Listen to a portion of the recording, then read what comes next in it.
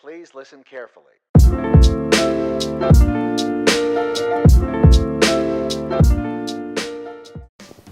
Hey everybody, it's Dan here from Canadian Craft Beer Collective. Today I am very excited. We are in Victoria, British Columbia, talking to none other than Matt Phillips from Phillips Brewing. Hey. So, you know what, before we get into this lovely Phillips Hop Circle IPA, I want to talk to you about something. There's not a rumor, but a bit of a myth out there that when you started in 2001, to form your first tanks, you actually kind of figured out yourself how to weld, and you built them yourself. Is this true? Yeah, absolutely. You know, when it started, the brewery was very tiny. It was a one-man show, and I bought a lot of used equipment. And then as we started to grow, couldn't really afford equipment, so figured out how to form our own tanks.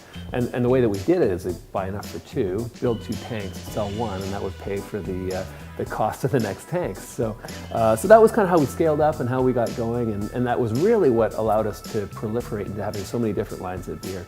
And we built our fermenters, which is where the beer actually takes shape, where the yeast does its magic and makes really the complexity of the beer happen. But we also made the brew house, which is the part where all the ingredients come together and get boiled up to form the backbone of the beer.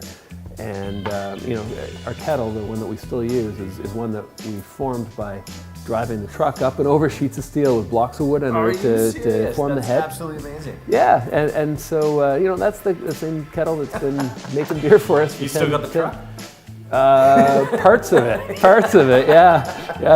The kettle's in much better shape than the truck is at this point. But you know, that was part of our history, is we were always trying to find ways to do things and really be able to focus on all of our cash on making sure that we're making great beer, not necessarily on building flashy whistles over there. It was all about the beer. I love it. That's an awesome story. Let's get into the beer. Yeah. So cheers. Cheers. So we are drinking a Phillips Hop Circle IPA. I get wonderful piney notes, nice, great big hops up front, and it kind of holds it for a little while. And you know, you tell me what you think. Yeah, well, you nailed it, right? So, you know, this is a Classic Northwest IPA. And so, you know, our brewery began, the first batch was an IPA. That was really important to me as a brewer. I loved hoppy beers. And so our first beer we called it the original IPA, original name, right, for an original beer. And at a certain point, we decided to go with a different direction. There were all these new hops on the market, and we got really excited about them. We wanted to go in a new direction to really kind of jump on this Northwest thing, because we loved the kind of flavors that were happening. And so it didn't feel fair to us, to our consumers, to say, hey, original IPA is now this. So we brought out a new beer, Hop Circle IPA.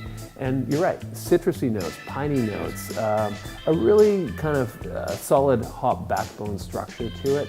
Not a really big jammy malt body to it. We wanted to keep it bright so that the hops really shone through. And so that's really what we have. It's got an assertive nose, really citrusy and piney and full-bodied nose. The hops linger all the way through to the finish.